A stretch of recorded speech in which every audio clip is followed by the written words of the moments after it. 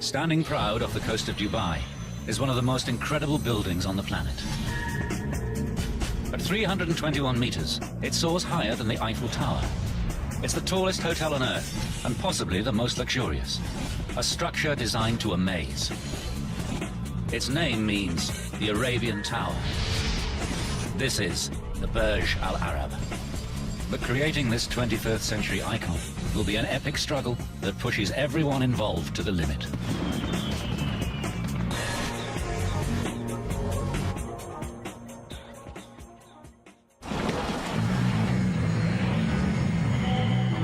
In November 1994, construction begins on what is planned as the world's tallest and most luxurious hotel. The pressure is on from day one. With the eyes of the world watching, no one on the project will want to disappoint this particular client. Sheikh Mohammed bin Rashid Al Maktoum, Dubai's crown prince, is the visionary behind this amazing building. The project is his response to the economic time bomb his country confronts. As his close advisor, Sultan bin Sulayem knows all too well. He knew that we don't have oil. He knows that oil is going to end someday. And they have two choices. Either go and do something about it and find other alternative ways to sustain the life for the people of Dubai, or sit waiting for help. Only 50 years ago, Dubai's a dusty backwater, home to pearl divers, coastal traders and Bedouin.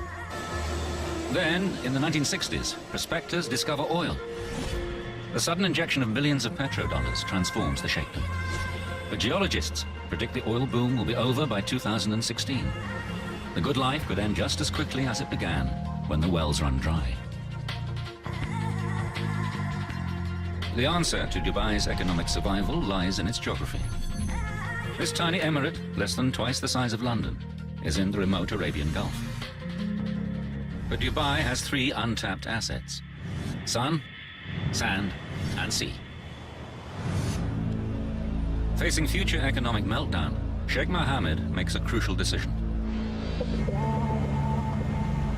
He will turn his country into one of the world's most exclusive holiday destinations, a playground for the rich on the Arabian Gulf Coast. The Sheikh needs a luxurious centerpiece to launch his country into high-end tourism. He stakes what some speculate is over $1 billion on the tallest, most lavish hotel in the world, with a unique 7-star reputation, the Burj Al Arab. I think it was very important to put Dubai on the map of the world. There's no hotel like this hotel. It takes guts, and Sheikh Mohammed has a lot of guts.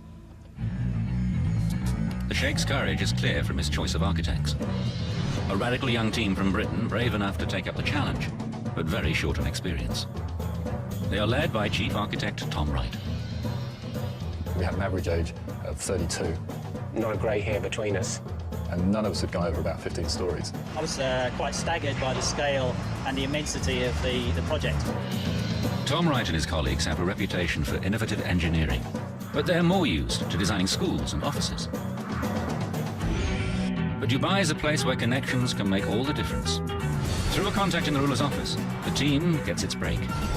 Sheikh Mohammed agrees to a meeting and is so impressed with their initial concepts, he awards them the contract. Now Wright must turn his sketches into a design so remarkable, the building becomes a world-renowned landmark.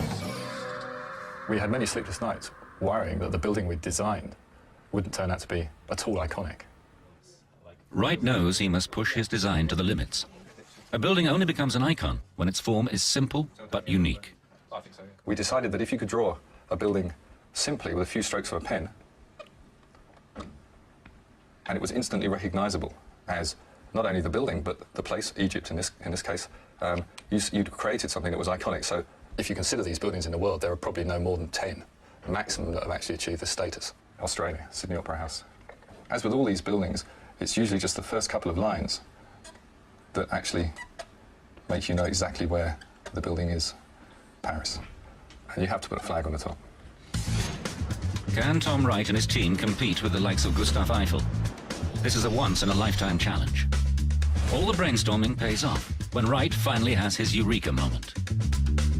We were sitting there having a beer, watching the modern sailing yacht come out of a Dubai Offshore Sailing Club. you think of excitement, you think of exhilaration, and we went, hey, this must be the one. The form we came up with is very simple, and within a few lines, I think you can see that it has all the elements of an iconic building. It's simple and instantly recognizable. The concept immediately catches the Sheikh's imagination. A sail billowing in the wind has deep meaning for the people of Dubai with their seafaring heritage. To complete the nautical image, Wright wants the structure to rise out of the water like a massive yacht. But this will require an island as a base, and there are none. Wright's undeterred. He proposes they build an island specifically for the hotel, a first for Dubai. Constructing the hotel out at sea will significantly add to the risk and cost. Can Wright persuade his colleagues this radical scheme will work? I remember I was pulling the sail out to sea, and the rest of the design team were pulling the sail back onto the shore, and this continued to go backwards and forwards before finally the client stepped in and said, no, it's going to be out at sea. Sheikh Mohammed is prepared to take the risk. The hotel will be built 270 meters off the coast. No one has ever built a skyscraper this high on an artificial island. This 321-meter structure, weighing 250,000 tons, will need to stand firm against earthquakes and Gulf storms. Wright has won the first of many battles. The Burj will rise out of the sea. But time and again, his refusal to compromise will force his colleagues to push the boundaries of engineering to the limit.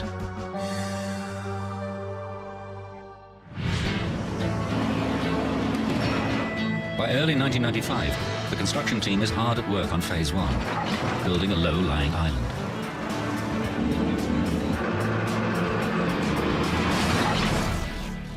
But the inexperienced architects are about to get a taste of Dubai's extreme weather. April the 27th, a powerful storm known as a shamal sweeps across the Gulf, hitting the coast with a vengeance. A set of construction barges line its path. Each is laden with 10,000 tons of rock. The architects have planned for all weather conditions, but the storm's intensity still shocks Simon Crisp. We had 3 or 4 metre waves bashing onto the beach. To see the waves coming in like this was really quite a wake-up call for us. One huge barge breaks loose and slams into the mainland. The team realizes the damage this kind of storm could inflict on their island hotel. We had a really graphic example of how powerful the Gulf of Arabia can be when it's angry. The architects' decision to expose their structure to these forces could have serious consequences.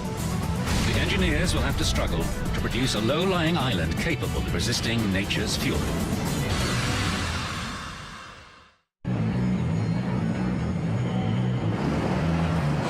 The man-made island for the world's tallest hotel has hit a critical stage just 5 months into the build. Dubai's Sheikh Mohammed is depending on this project, the Burj Al Arab, to convert his country from oil producer to top-class tourist destination. But a debate rages over the island's height. Architect Tom Wright wants to make it low to give the impression of a sail rising out of the water. We argued a lot about the height of the island. From a design point of view, I wanted people to be close to the sea. From the start, he's gone head-to-head with engineer Mike McNicholas, who's responsible for the island's safety. So I wanted the island as low as you possibly could, you know, skimming the sea. I'm coming from the other end, needed to make sure we're protecting the island. McNicholas's worst fear is that waves breaking over the island could damage the hotel or even drag guests into the sea. Initially, the engineers planned to build the island using rocks. They are available locally and the technology is proven. But Wright rejects this. A rock island would have to be far too large to repel the sea safely. To keep the island low, McNicholas experiments with pioneering concrete blocks designed to reduce the impact of waves. But no one in the Gulf has ever used these blocks before. I had to insist with the team that we carried out tech testing. It was the only way we were going to be sure that the island would be safe. These tests replicate the power of the tallest waves that can occur once in 100 years and sends them crashing into a series of differently configured models. 3 weeks of testing prove the hollow blocks will work. The construction team builds the island with steep rock slopes, then covers them in concrete armor, to absorb the force of the waves. These ingenious blocks work like a sponge. As the wave hits, the water passes inside the space and turns around on itself. The force is largely dissipated. With the engineer's help, architect Tom Wright has won his battle for a secure island that rises only 7.5 meters above the waves. Now the team begins the second stage of construction. In the center of the island, construction workers drive huge lengths of steel 20 meters into the ground. This creates a triangular steel wall known as a cofferdam, which will become the outside of the hotel basement once they excavate the sand from inside. But removing the sand could be dangerous. That was a real challenge for us. It's sleepless day and nights, 7 days a week. How we were going to stop the seawater coming into the structure, how we were going to stop the seawater coming around our structure from beneath and flooding it. The weight of the sea is a huge force on its bed. This pressure forces water through the sand and threatens to flood the artificial island from beneath. To keep the sea out, McNicholas injects liquid cement into the sand to seal off his steel wall from below. But as the sand is removed to form the basement, there's less and less weight to hold back the force of the sea. The cement seal is going to be tested to the limit. In the worst case, the pressure caused by that water movement could have blown the whole bottom of the excavation, like a champagne cork. If McNicholas's calculations are wrong, the excavation could be swamped, killing hundreds of workers. But he stands by his design. With the cement seal in place, the excavators begin to remove the sand. As the man responsible, he's not going to let the workers face the risk alone. I felt I had to be one of the first guys down at the bottom of the excavation, looking up 10 meters above myself, thinking, each side of this cofferdam is 7,500 tons of sea pressure pushing in. When put to the test, both wall and seal hold firm. And one of the probably proudest moments of my career was being stood on that excavation and looking around and seeing the steel wall there surrounding me and thinking, we are holding back the sea. My design worked. November 1995. The artificial island for the tallest all-suite hotel in the world is now complete. The construction team starts phase 3 of this one-off project, the foundations. The support needed for any skyscraper is vast. But the location of the Burj Al Arab presents an added challenge.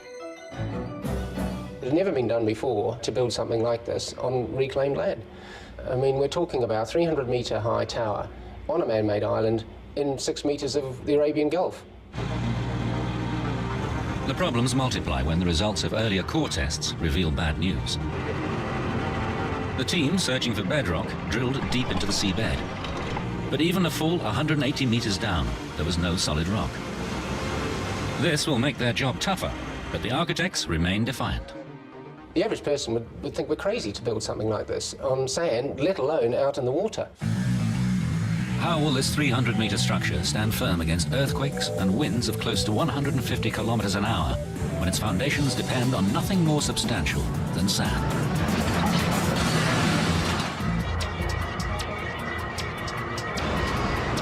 On an artificial island 270 meters off the coast of Dubai, construction workers are preparing the ground for the tallest hotel in the world, the Burj Al Arab. But there's no bedrock beneath the site to support the foundations for a skyscraper. The architects have a plan. They want to support the Burj using steel-reinforced concrete foundation piles drilled deep into the sand. So, what's to stop the whole structure from just sinking? They are relying on an effect known as skin friction, the resistance that stops two rough surfaces slipping past each other. Skin friction is all about the contact between the sand and the surface of the pile. And the longer the pile, the further in the ground it is, the greater that effect. And I'm going to demonstrate it now by whacking it in. You'll see it starts to move quite quickly with the first few impacts. Now it's starting to stiffen up a bit. Even though I'm not hitting it any harder or any softer, and the skin effect is starting to really kick in here. Once the friction between the post and the sand around it equals the load of the hammer, the post comes to a halt. The crisp scheme will only anchor the Burj if the sand is compacted enough to create resistance around the building's piles. The drillers pack sand samples into sealed containers and send them off to be analyzed. If the results show the sand is too loose, then support on the piles anchoring the building could suddenly fail. The geography of Dubai gives everyone reason for concern. It lies within range of a major fault line, so this soaring megastructure could be vulnerable to earthquakes. In June 1964, a 7.5 magnitude earthquake hits Niigata in northern Japan. Because the area is built on sandy silt, the tremors flip over entire apartment buildings. This isn't normal earthquake collapse. It's a devastating phenomenon known as liquefaction. As grains of loose sand shake, they fill up any air pockets and compact, taking up less space. The ground stops behaving like solid earth and acts like a liquid.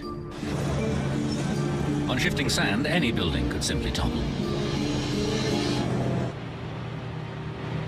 When the results of the drilling tests return, it's good news. Deep beneath the site, they find compacted and calcified sand. Liquefaction is not a threat. But will the foundations be long enough for the skin friction to hold them firm? We weren't going to take any chances, and we extended the piles by another 8 meters. CRISP specifies foundations over 20% longer than originally planned. These 250 concrete piles have a combined length of 10 kilometers, 35 times as long as the towering hotel they will support.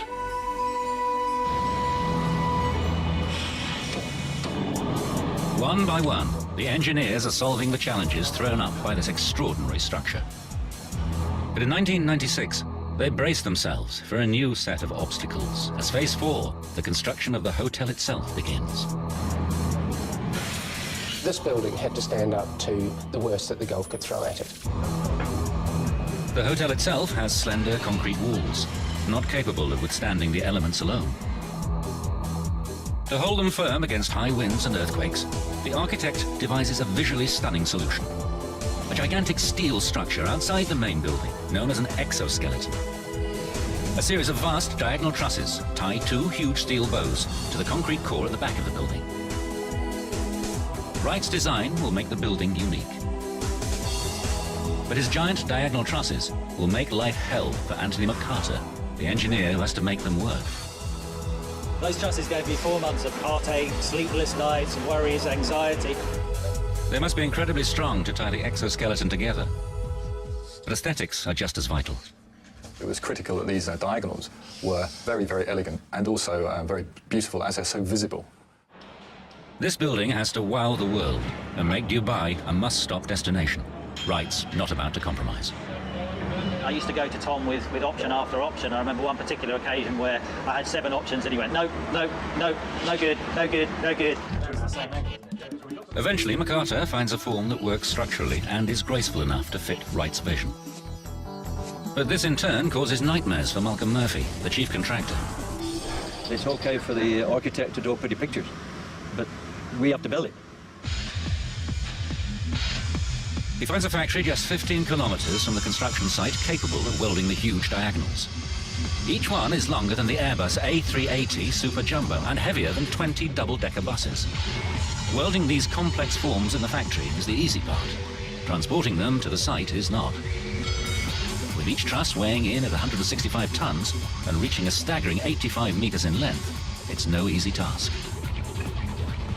And the challenge is to do that. It's just unbelievable. No one has ever transported anything this size before in Dubai, but Murphy is not going to be beaten. He brings in one of the world's largest heavy lift transporters, a beast with a total of 80 wheels. It makes the slow journey to the construction site at an average speed of around 6 kilometers an hour. Police must close roads and remove traffic lights to allow this convoy through. When they finally reach the site, the contractors face their next hurdle. These 165-ton beasts have to be lifted into position. The architects refused us point blank to position these things in 3 pieces, which we wanted to do originally. And he said, no, aesthetics, I'll not learn you to weld up there. He has to find a way to lift the trusses in a single piece to a height of almost 200 meters. twice the height of the Statue of Liberty. We had to go away and think of an idea how to actually lift these monsters up. We had 3 big monster cranes in there, and even they weren't big enough to lift the diagonal trusses. Murphy must look further afield for a solution and brings in specialist lifting gear from Singapore. His team sets up winches, like those used on offshore drilling rigs, high on cantilever frames 15 meters from the building.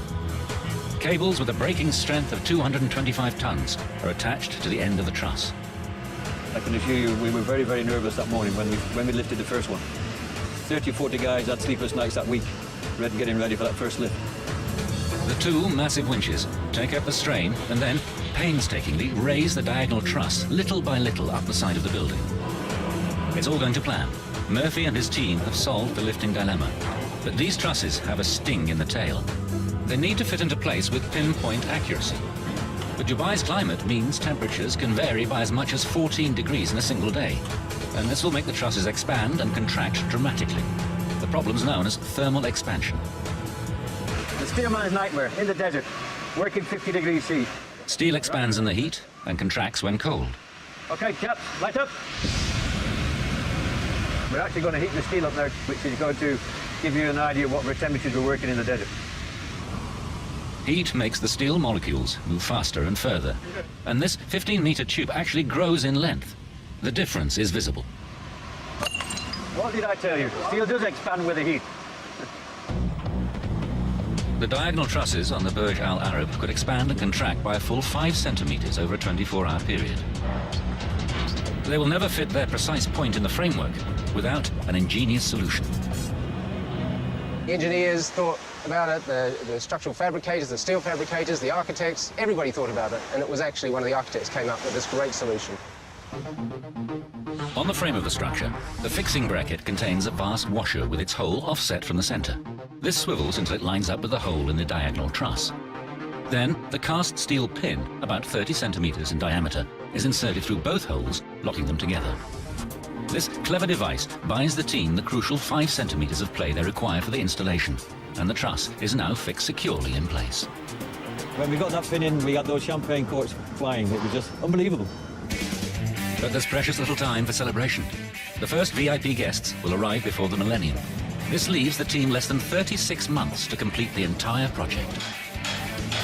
Sheikh Mohammed's vision for the Burj Al Arab meant that it was needed yesterday.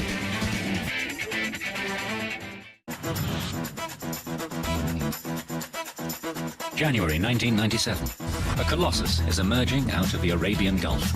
The Burj Al Arab is to be the tallest hotel in the world, the last word in luxury and a proud symbol for Dubai. Architect Tom Wright wants the building to be beautiful.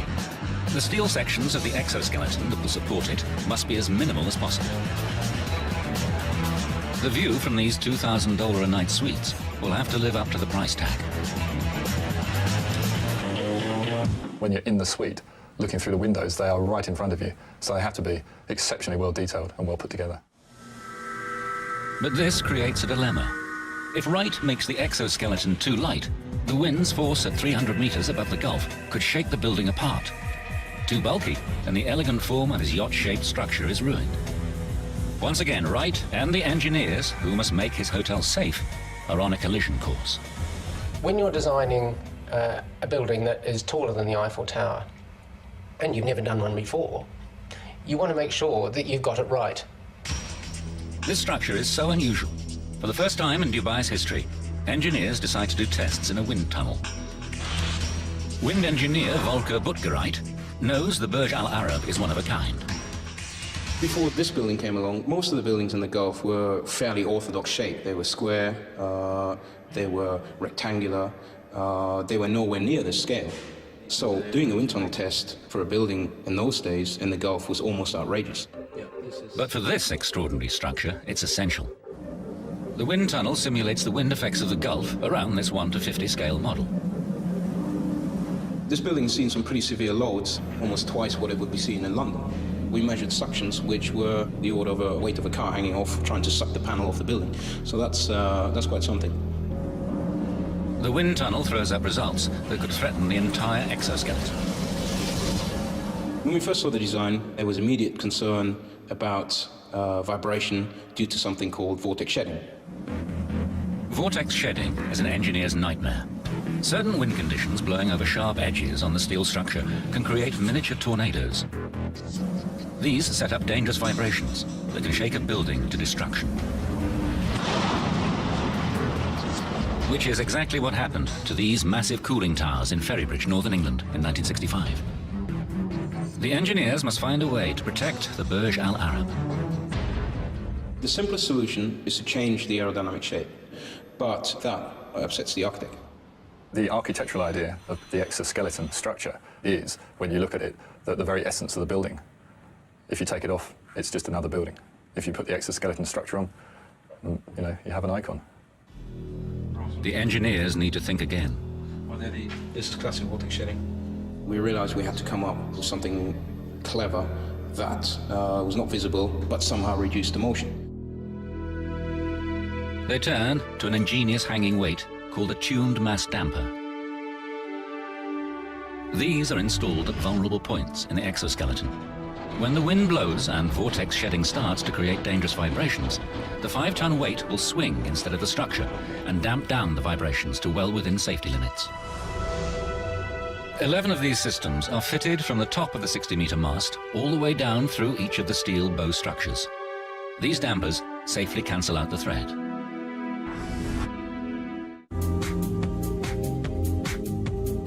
June 1997.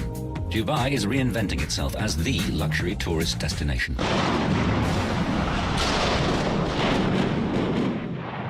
This old hotel bites the dust as the Burj Al Arab, the symbol of the new Dubai, approaches its final form.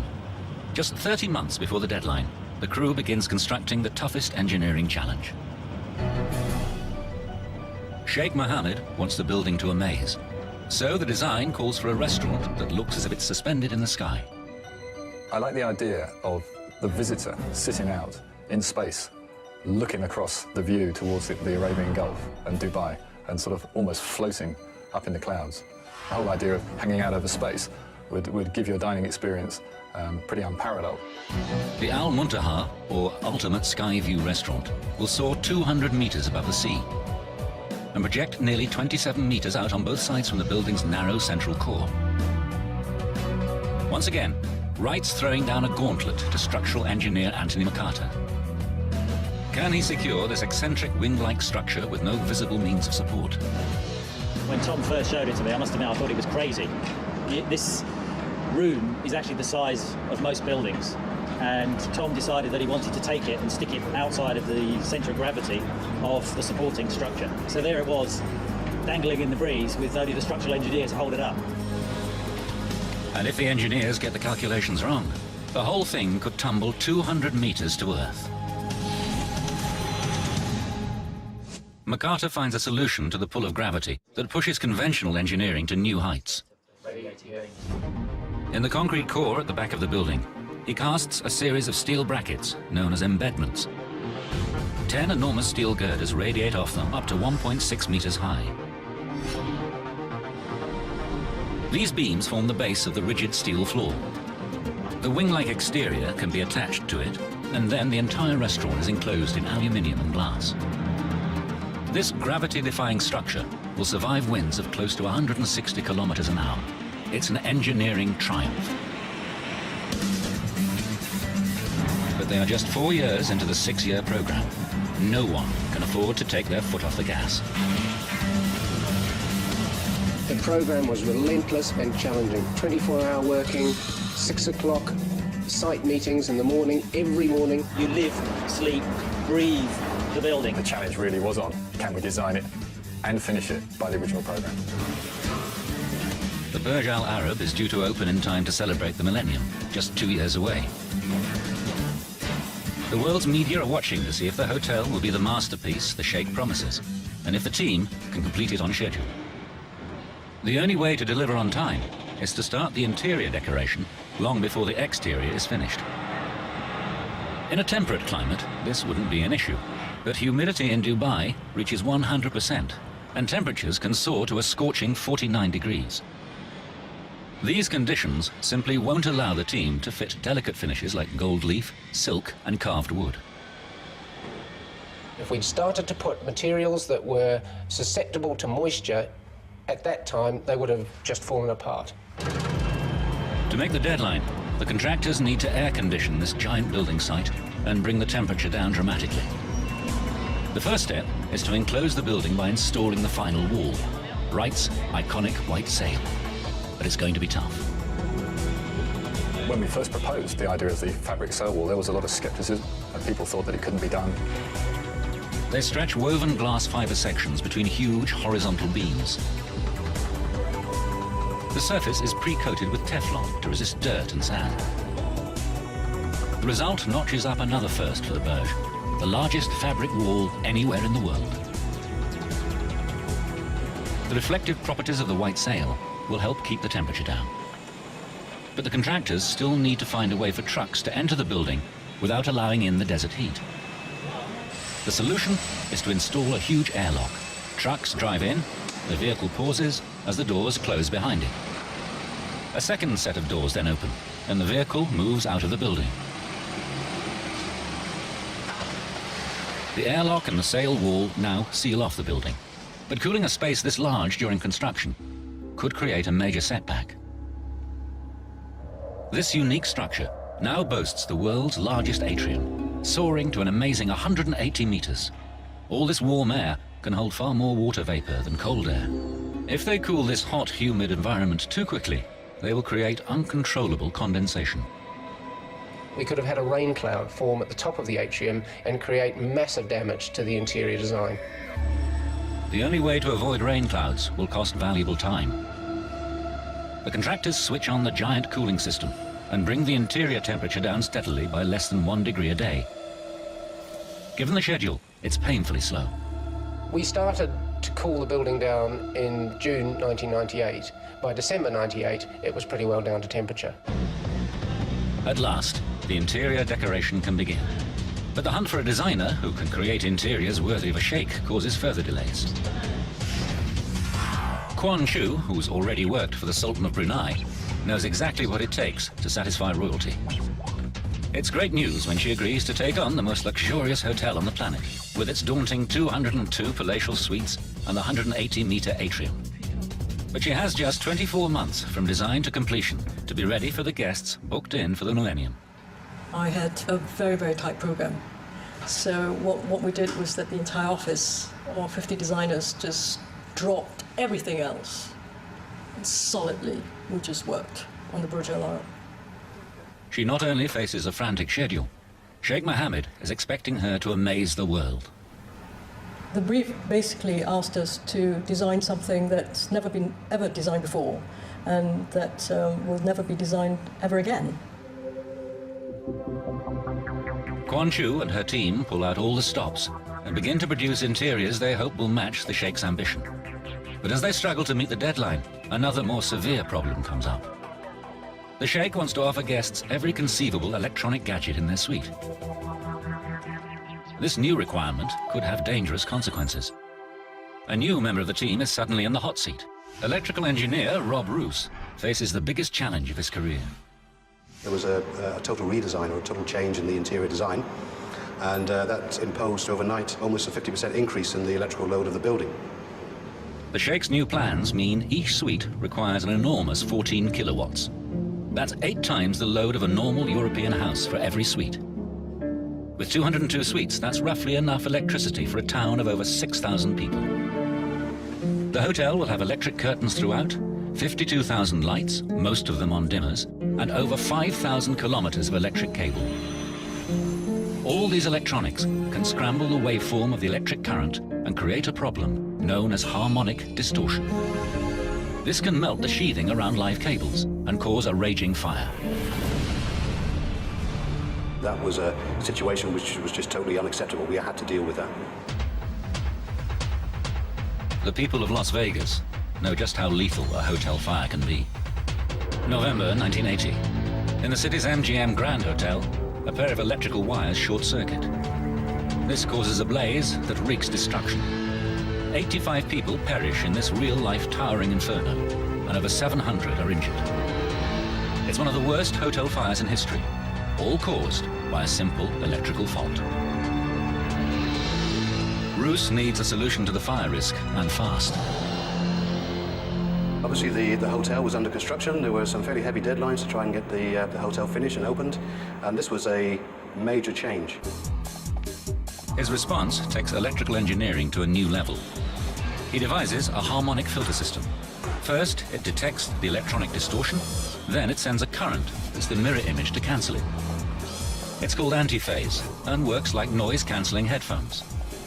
He installs his filters on key floors and at the point the electricity enters the building.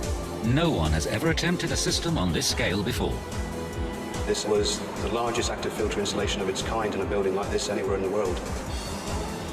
A world-class solution for a world-class megastructure.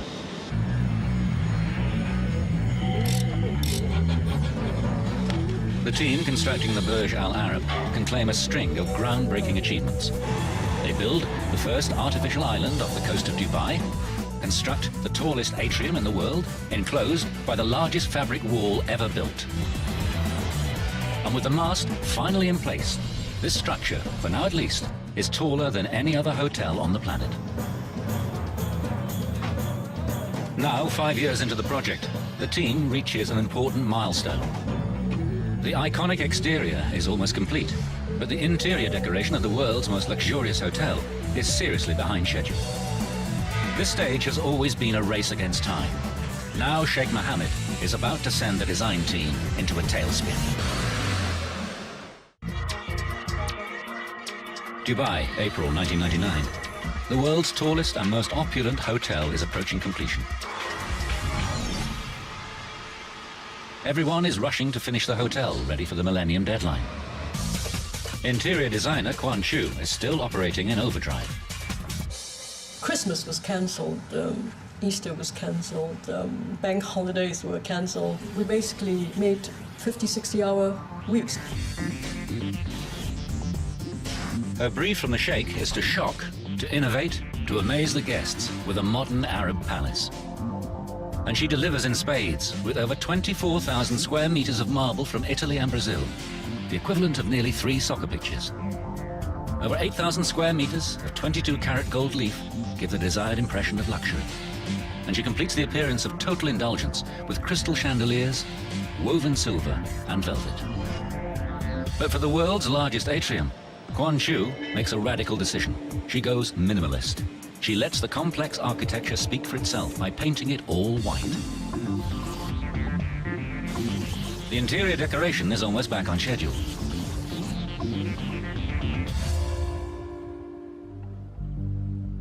Then comes the moment of truth. Sheikh Mohammed arrives to examine her work and pass judgment. The man behind the whole project is delighted with the ornate styling of the luxury suites. But that's where the good news ends. I was summoned and said, when are you finishing off this atrium? I said, well, it's nearly done. Unfortunately, the feedback was no. Where's the color? The Sheikh completely rejects the white styling of the atrium. It's just too plain. Not exciting enough, not bright enough, not colorful enough, not rich enough. Quan Chu has to completely redesign and decorate the tallest atrium in the world in just 6 months. I was basically living and sleeping in the Burj Al Arab, rushing from area to area.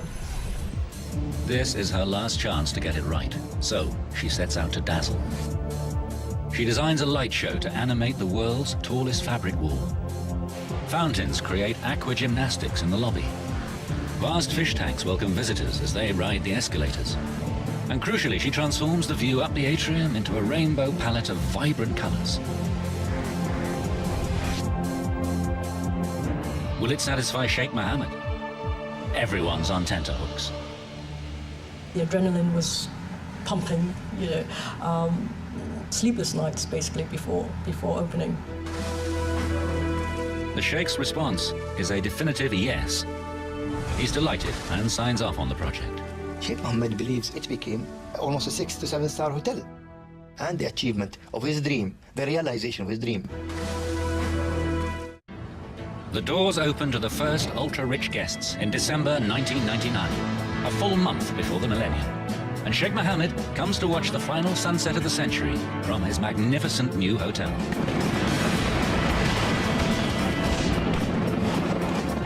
Architect Tom Wright and the team have fulfilled the brief. Every part of this iconic structure is extraordinary. In the ground floor restaurant, a team of divers care for 700 exotic fish in this 280 cubic meter tank. The result allows guests to get intimate with sharks while they eat. At the opposite end of the world's tallest hotel, this amazing feat of engineering, the Cantilever restaurant, delivers Tom Wright's vision of dining in the sky. A spectacular combination of fire and water greets you before you even enter the building. Staying here doesn't come cheap. Suites cost up to $28,000 a night. And for guests with that kind of money, there's the helipad weighing 330 tons, projecting off the building over 200 meters above the sea. When it's not being used as a tennis court by Roger Federer and Andre Agassi, it offers a very exclusive way of arriving at possibly the world's most exclusive hotel. The Burj Al Arab is a project of a lifetime. No other project will ever match this one. The engineering triumph of creating Dubai's first artificial island has far-reaching effects. It paves the way for a series of enormous schemes, each one more ambitious than the last. From the original Palm Island, which sells out in 3 days, to the World Islands and beyond. The tallest hotel on Earth lays the foundations for a secure future when the oil runs out. And it's now the international symbol for Dubai. We knew from the start that we had the opportunity to produce something quite startling. And this project, I really think we achieved that. Sheikh Mohammed's bold gamble has paid off.